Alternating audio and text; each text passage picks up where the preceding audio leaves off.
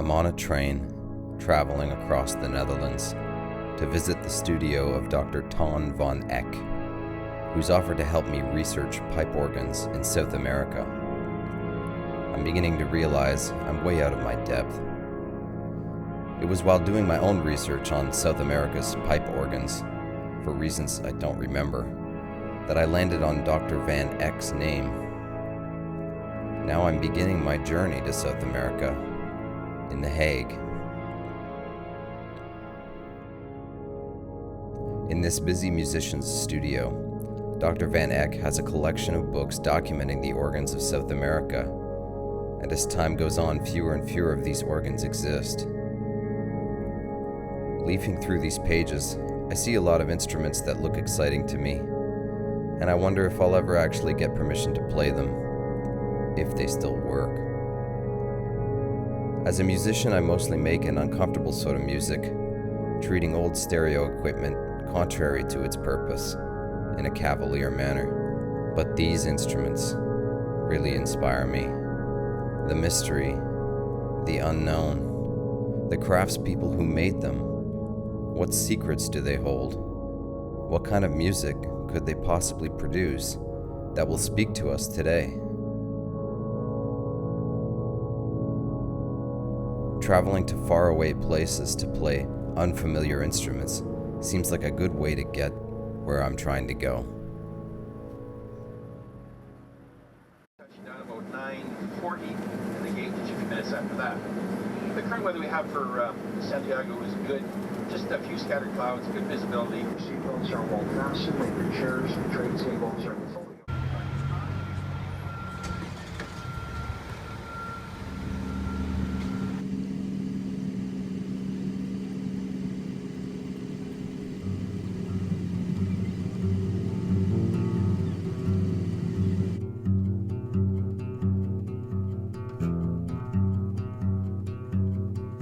When I arrive in South America, the first musical instrument I encounter is a guitar.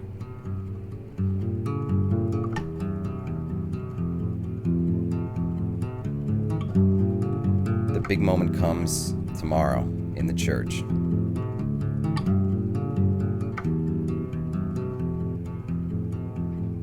I've come to Valparaiso to improvise and experiment with the organ at St. Paul's Cathedral and share the results with the community in a concert.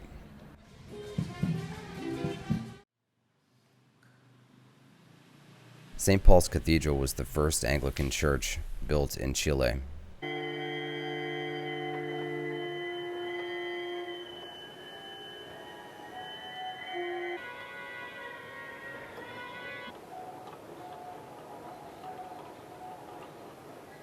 It's always been important to me that my music fits into the church aesthetics so that I get invited back.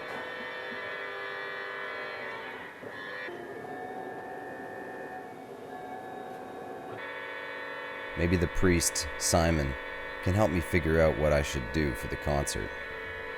Body of Christ. And of course, the body of Christ is represented by the bread and the wine, which is his blood and his body. And of course we do that in the power of the Spirit. So the Spirit is in green, Jesus is in red, and God the Father is in gold. And of course in the back is a little tree, and the tree is in the shape of a clover leaf, because God is three.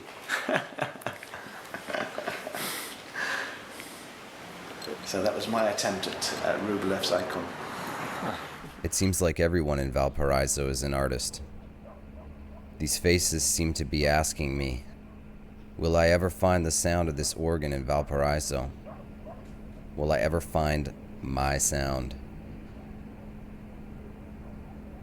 I have 3 days left to figure this out.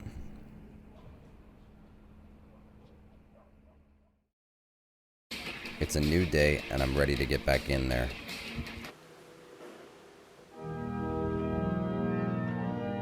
I have some material that I can play in situations like this, so that the people around know that I can actually play the organ.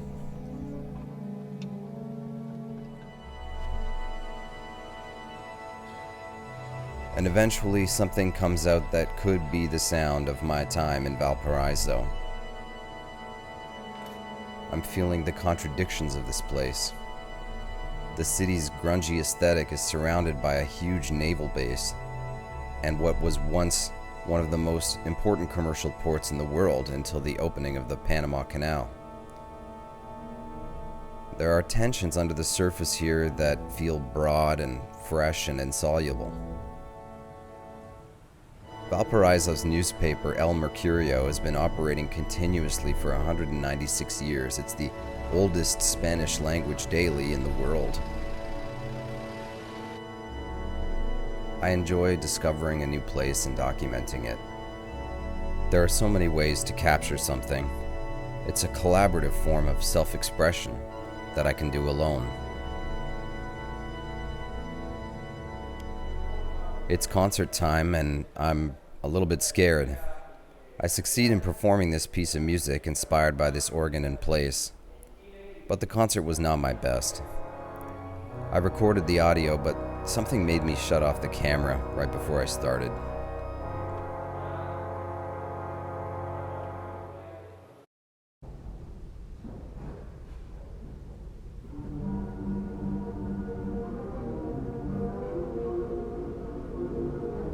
Playing a new organ is an opportunity to reinvent how I play. And each one feels like it might be the one that answers the question of how to reconcile what making music means to me and what it means to create music in a church building.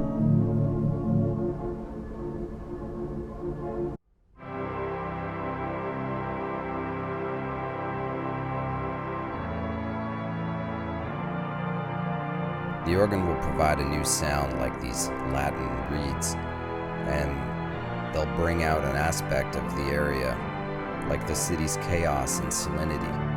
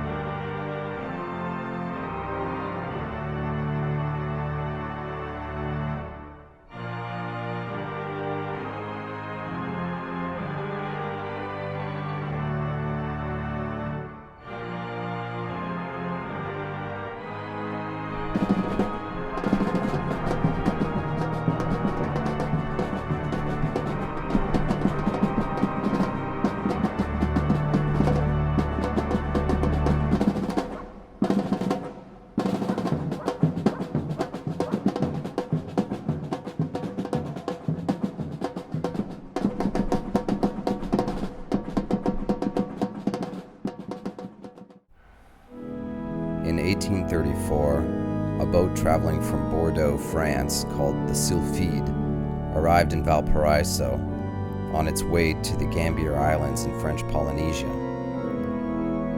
It carried a group of religious people from the Congregation of the Sacred Hearts. A member of that group, Juan Crisostomo Liazu, laid the foundation for this church in 1868, and it was built by the famous architect, sculptor, painter, poet, novelist, and playwright Juan Eduardo Fairman, after a design by Haino and Mecking. Fairman's daughter Graciela would go on to marry Juan Montero, who became president of Chile in 1931. The church still has in its possession the document dated in Paris, April 5th, 1872, signed by Aristide Cavalier Cole, which explains how to assemble and voice and tune this pipe organ. The sketches and drawings testify that the organ was built taking into account the architectural and acoustic characteristics of this temple, which make it a unique instrument. The organ was purchased and donated by the engineer Enrique Maix, who built the railway between Valparaiso and Santiago.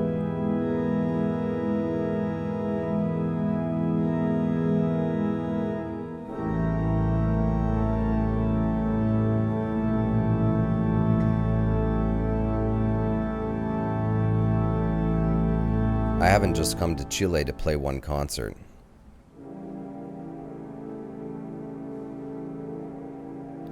It's strange the things that you notice when traveling. I have no expectations, but I'm a little surprised at how much being here doesn't surprise me. I feel disconnected. But every time I see this car, the Nissan LX Saloon, it catches my attention and grounds it somehow.